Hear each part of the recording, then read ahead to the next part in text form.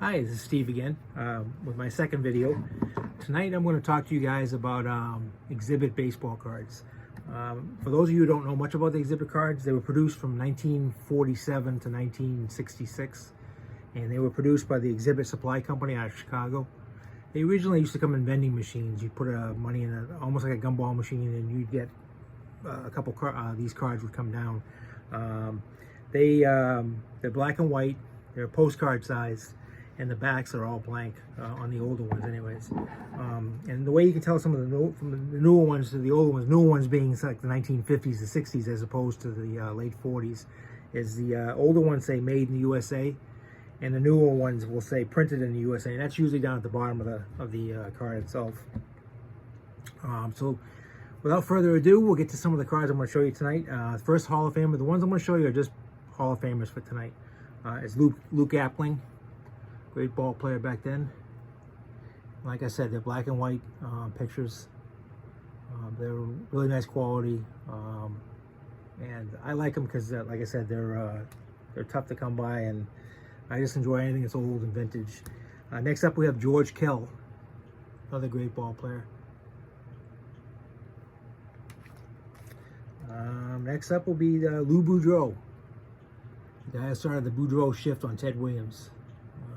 Might have been the father of the current day shift, which has finally been done away with this year, thank God. So next we have Orlando Cepeda. Now this one would be a newer one, only because you can't see it, but down the bottom down here it says printed in the USA as opposed to made in the USA. But that's Orlando Cepeda, another great Hall of Famer.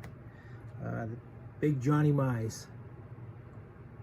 Great, mainly a St. Louis Cardinal, played with other teams, the Yankees and stuff later in his career, but he made his mark with the Cardinals. Great ball player. Phil Rizzuto, the Scooter. Being a Red Sox fan, I'm not a Yankees fan by any means, but I do admire a lot of the players, and this is one of them right here, Phil Rizzuto. Next up, you got Richie Ashburn.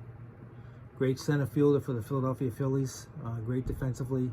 Didn't have a lot of power, but good contact hitter. Like I said, he's a Hall of Famer. All right, next up, we got Eddie Matthews. Eddie Matthews, along with Hank Aaron, used to give the Boston Braves and the Milwaukee Braves a lot of power in their lineup. Big home run hitter, solid hitter, great ball player. Like I said, played with Hank Aaron. Next up is Harmon Killebrew. Not a huge guy height-wise, but very stocky build, big-time power hitter. And a solid hitter in his own right. Next up is Al Kaline. If you're a Tigers fan, he's probably the greatest Tiger of all time, in my opinion anyways. That's his card right there.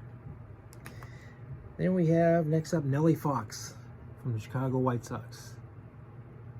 A really good second baseman. Then we have Larry Doby. A lot of people forget that the year in 1947 when Jackie Robinson broke the color barrier, a few months later, Larry Doby was the first American League black ball player. A lot of people they overlook Larry Doby.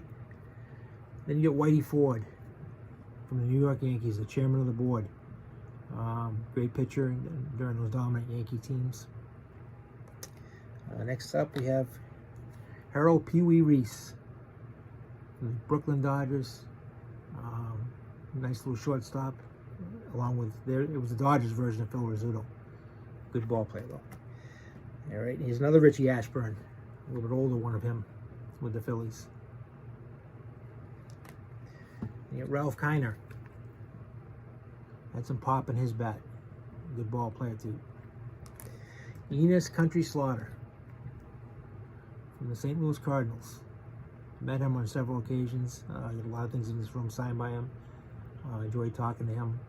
Showed me his World Series ring from the '46 World Series when they beat my Red Sox. So, but a really good player.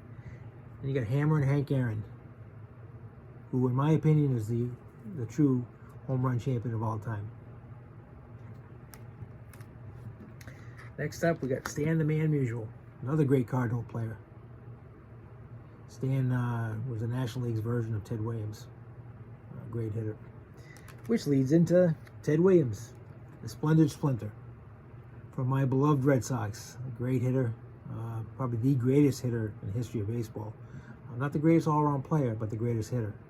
Ted Williams. And then you got Warren Spahn, the all-time winningest left-handed pitcher in baseball history. I believe he's got 363 wins. I could be wrong. Those of you out there, I'm sure can correct me. But a great pitcher for the Boston Braves, the Milwaukee Braves, Atlanta Braves, different teams. Warren Spahn. All right, well, that's my collection of, I have a lot more, but those are my Hall of Fame exhibit cards that I decided to show you guys tonight. Again, I want to thank everyone who watches my videos. I'm new to this. It's only the second one I made, and I'm going to try to pick different topics. Mainly, like I said, mainly is baseball. Most of my collection, probably 90% of it is vintage baseball, but I do enjoy the other sports as well. All right, so like I always say, keep on collecting. Have a great night. Until I see you again, have a good day. Take care. Bye.